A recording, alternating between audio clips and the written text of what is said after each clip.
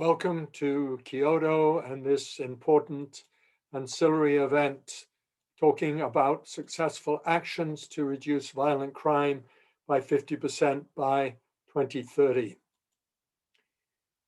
If world leaders shift their focus to prevention now, they will reduce violence significantly for the SDGs by 2030 because prevention is the most effective and affordable way to save lives, stop violence, protect women and children. It invests in people and their futures, and it breaks the cycle of violence, and it increases GDP and the rule of law, particularly in high violence countries and cities.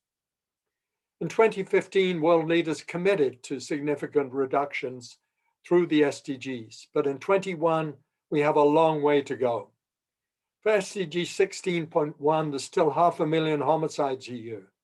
For 5.2, there's 25 million women raped and much more in intimate partner and sexual violence. 16.2, there's close to 1 billion youth and children who are victims of violence. The Kyoto Declaration on Advancing Crime Prevention includes important phrases: addressing the causes, evidence-based, tailor-made, mainstreaming a gender perspective and children and youth. But these will not happen on their own. Hence this event on successful actions. We brought together 6 leading experts with international recognition, working from bases in Africa, Europe, and Americas, experience in more than 50 countries, and networks of cities, civil society, and academia. To get on track to reduce violence significantly by 2030, world leaders must redirect investments, and you're going to hear why. They must go to scientifically proven prevention programs, including those identified by the World Health Organization. They must use guidelines agreed at earlier crime congresses and approved at ECOSOC and by UN Habitat, plus others. Cities that have reduced violence already by 50%. And importantly, accelerators that world leaders must invest in, particularly through city networks and academia, to get the shift that we need.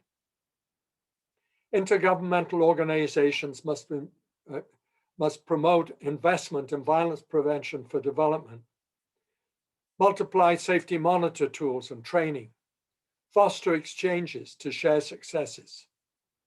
Governments themselves must establish a permanent office for violence prevention to promote a focus on those long-term causes of violence, reducing inequality, stopping the education failures, limiting access to guns and drugs.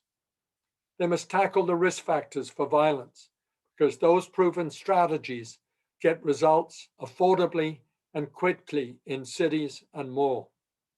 They must raise awareness of effective prevention among the public, but also training decision makers and practitioners. Cities themselves must shift to using prevention, following implementation guidelines to tackle causes and risk factors locally. But they can't do it alone. They need support, adequate and sustained financial and technical support from other orders of government to make it happen. So this is what we're going to do in the next little while, to share with you successful actions to reduce violent crime by 50% by 2030 and inspire you to get the intergovernmental organizations and governments and cities to use the wealth of knowledge and guidelines and leadership that is existing in this world waiting to be tapped. So I'm Irvin Waller. I'm Professor Emeritus, author of Science and Secrets of Ending Violent Crime. And I started at the UN Crime Congresses in '85, where my and other work led to the UN General Assembly on basic rights for victims of crime. In my long career, it has included being the first executive director of the International Center for Prevention of Crime, organizing the workshop at this Congress on the same issues. Dr. Veronica Martinez Solares is the research director at Fundación para el Estudio de la Seguridad y Gobernanza and well known for the development of a framework for Latin America for violence prevention developed with more than 10 Latin American governments. Juma Asiago is the director of the Safer Cities program at UN Habitat based in Nairobi, and very proud of the guidelines for the implementation of action on prevention in cities. Rachel Locke is the director of Impact Peace at the University of San Diego, and the lightning rod for the movement among cities to target a 50% reduction by 2030.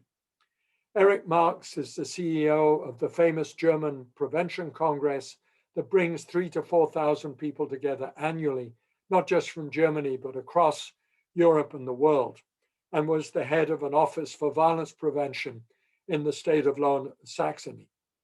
Felix Munger is the executive director of the Canadian Municipal Network on Crime Prevention, well known for his training on community safety and well-being. So without much further ado,